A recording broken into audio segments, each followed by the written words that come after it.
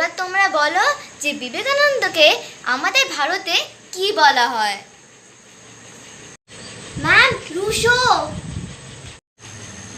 বলো বাচ্চারা, তোমাদের মধ্যে থেকে এই অঙ্কটা কে পারবে? ম্যাম ম্যাম আমি ম্যাম আমি ম্যাম আমি এই, তুই খেলতে যাবি না? এখন তো গেম পিরিয়ড। না রে, আমি যাব না। আমার সায়েন্সে দুটো কোয়েশ্চেন না বাকি আছে, তোরা যা রে। ঠিক আছে বাচ্চারা, আজ আমি তোমাদের সবারই কপি চেক করব। তো সবাই এখানে একে একে লাইন লাগাও, আমি কপি চেক করব সবারই। এই সুস্মিতা, তোর কপি কমপ্লিট আছে রে? এই চল লাইন লাগাই, এখন গেম পিরিয়ড আছে। কিন্তু এসএসসি ওরাল টেস্ট আছে, আগেই বলে দিচ্ছি ভালো করে পড়ে রাখ। নিশ্চয়ই তুই কিছু পড়িসনি। এই ছাড় তো, যা হবে দেখা যাবে। এই তোর কাছে পেন হবে? লিখবো।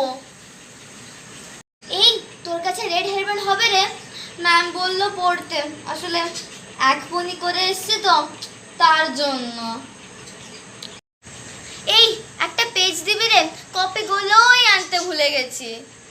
আজ আমার বার্থডে, তাই ঘরের ড্রেস পরে এসেছিলাম। ম্যাম বললো স্কুলের ড্রেস পরতে। এই বন্ধু, তোর ড্রেসটা একটু দিবি?